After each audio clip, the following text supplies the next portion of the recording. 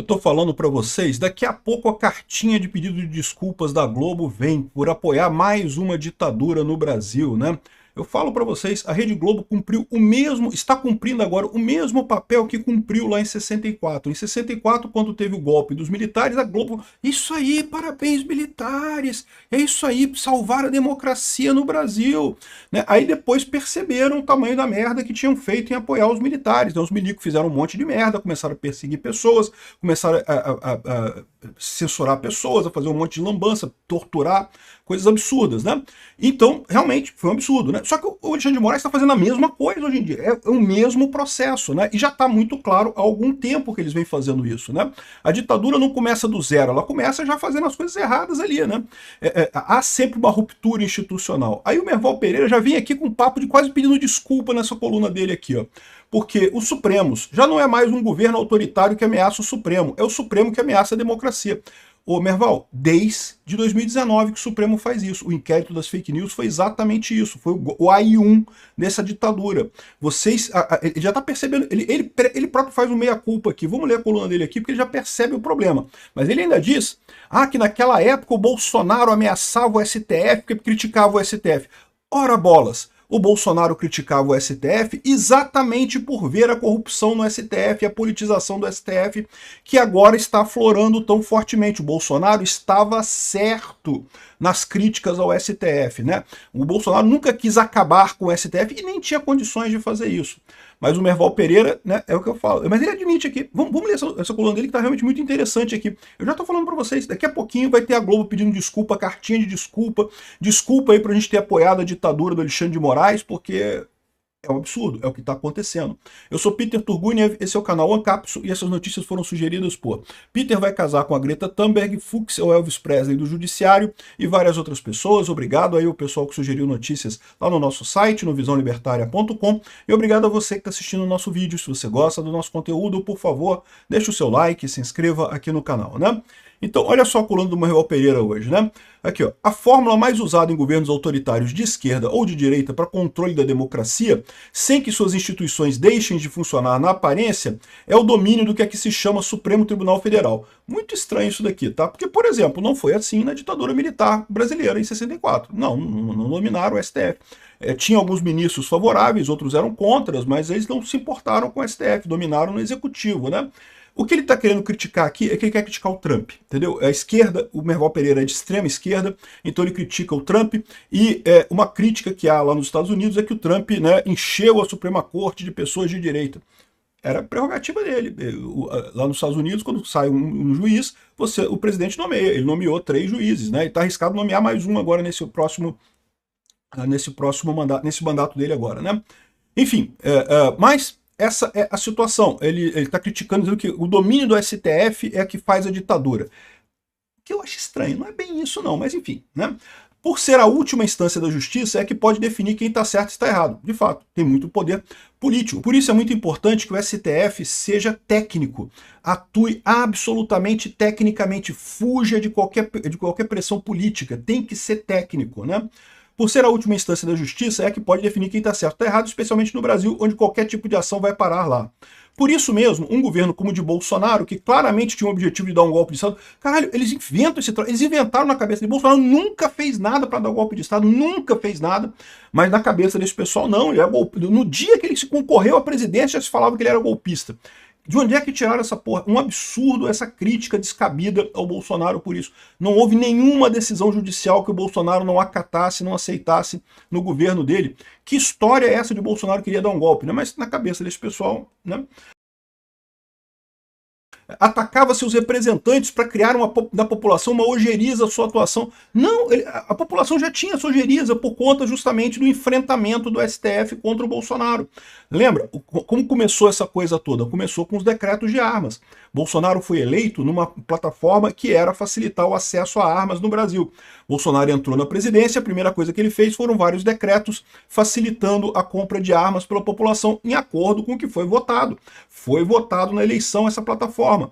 As pessoas querem ter acesso a armas no Brasil. O que veio? Veio o STF com um monte de... Não, mas não pode, porque não sei o que lá, que eu peguei tirei um princípio hermenêutico do cu aqui e não pode porque eu não quero.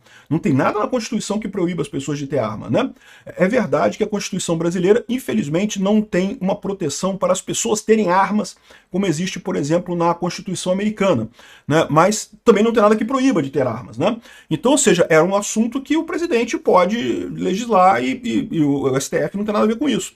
Mas aí, né, entrou a parte política, e aí começou a crítica do pessoal, começou a crítica das pessoas contra o STF por conta dessa intervenção que foi vista na plataforma que ganhou a eleição.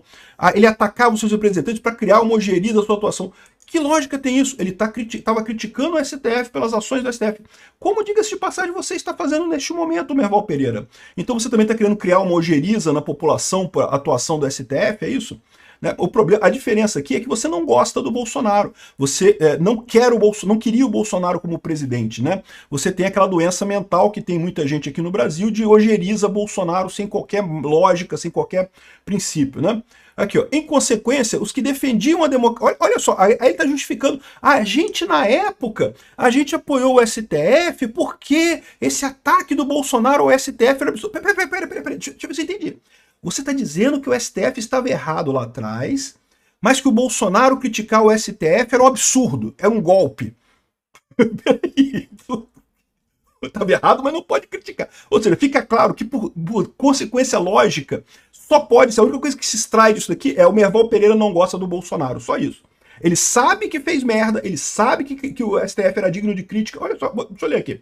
Em consequência, os que defendiam a democracia em diversos níveis nacionais se uniram a favor do Supremo, mesmo com medidas consideradas exageradas. Meu amigo, não existe medidas exageradas em termos constitucionais. Existem medidas constitucionais e medidas inconstitucionais.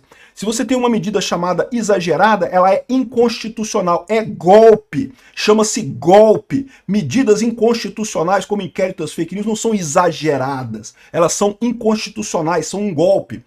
Ou punições contra críticas, mesmo menos agressivas, eram vistas como fatos a serem barrados para não deixar que o clima de campanha contra o Supremo prosperasse.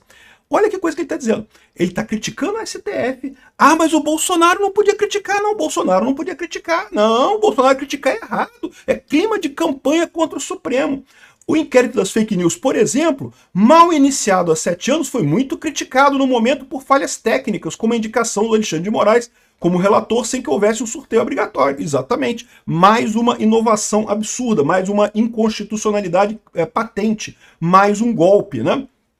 Mas seus exageros nunca foram combatidos com o devido rigor por parte da imprensa profissional, inclusive eu, ele está fazendo meia-culpa aqui, no entendimento de que o objetivo final era o correto. Ah, não, mas se era para tirar o Bolsonaro, estava valendo. É o que eu falo para vocês. A imprensa toda estava vendo o absurdo.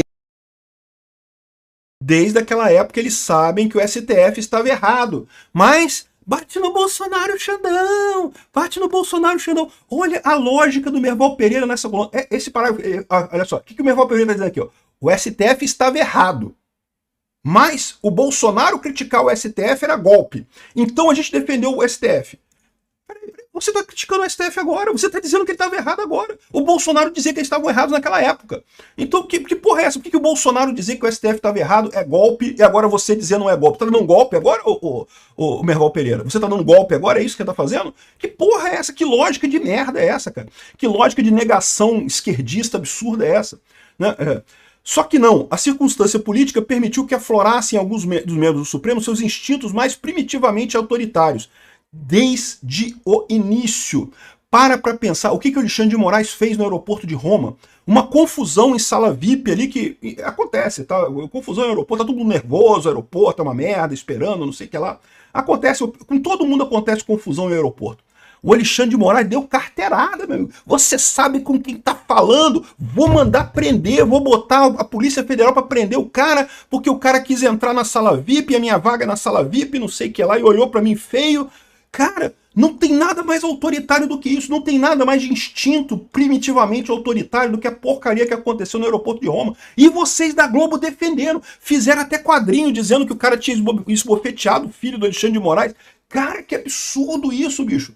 Para pensar, o Bolsonaro estava correto ao criticar o STF naquela época, porque ele já estava vendo naquela época, nós estávamos vendo naquela época, o que vocês só agora estão admitindo, que viram naquela época, mas ficaram calados, porque, ai não, senão a gente vai ficar do lado do Bolsonaro, não pode, não podemos admitir que o Bolsonaro está certo, temos que ficar contra o Bolsonaro, então vai lá, Xandão, bate no Bolsonaro, Xandão, né? E aí pronto, né? Fizeram a merda que está acontecendo aqui agora, né? Aqui, ó. Contidos pelo ambiente democrático que começou a se esvair no governo Bolsonaro, um monte, cara. O Bolsonaro obedeceu todas as ordens do STF, não teve nada no governo Bolsonaro de autoritário.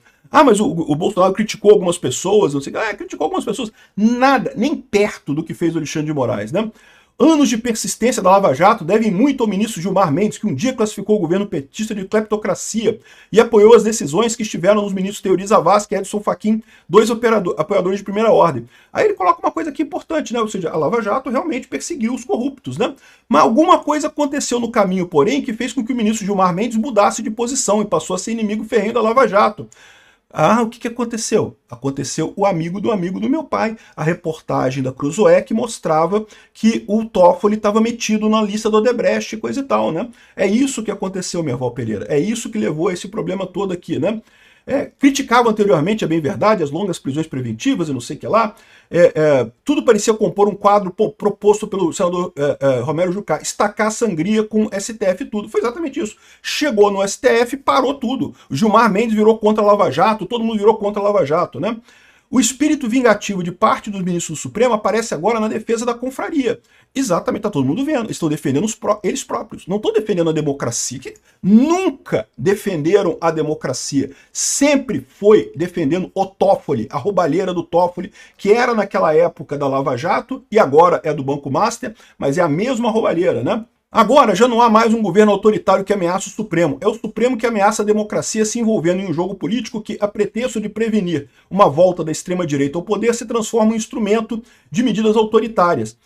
Mas era isso em 2019 também, meu amigo. Não havia governo autoritário naquela época, era o Supremo que estava atacando a democracia naquela época, mas vocês não gostavam do Bolsonaro. A única diferença é essa. Esse pessoal todo aqui, a única diferença é isso. Eles queriam tirar o Bolsonaro a todo custo. Eles preferiam que voltasse o PSDB. Eles queriam o PSDB. Essa turma toda, o Merval Pereira, esse pessoal todo, é de centro-esquerda. É o pessoal que queria o PSDB de volta. E já perceberam que não vai voltar mais. Acabou. O PSDB morreu. Morreu porque passou pano pro PT por tempo demais, né? Então, um absurdo essa ideia aqui. Isso aqui não é novidade, que é o Supremo que ameaça a democracia. O Merval Pereira está fazendo meia-culpa dele aqui. Daqui a pouco vem a carta de pedido de desculpa da Globo. Mas a população já percebeu aqui. Essa pesquisa foi há pouco tempo atrás aqui. O que mais ameaça a democracia no Brasil? Concentração de poder no judiciário. O judiciário tem que ser tratado, tá? E como resolver o judiciário? Eu acho que não tem como resolver sem punir alguém. Se não punir o Toffoli, Alexandre de Moraes e o Gilmar Mendes, não tem salvação o judiciário, tá? Mas aqui diz o Fachin, segundo Lauro Jardim, o Fachin que além de criar o Código de Conduta, que é uma comissão de ética no STF. Vai se criar uma comissão de ética no STF. Com quem? Quem será a comissão de ética do STF? Vão ser ministros do STF? Vai ser o Gilmar Mendes e o Alexandre de Moraes e o Toffoli que vão ser a comissão de ética do STF? Não vai adiantar porra nenhuma. Esse papo de criar uma comissão de ética, não, tem que ter punição, tem que ter sangue escorrendo, sangue no sentido virtual, tá? Tem que ter ministro sendo empichado, tirado do STF, né?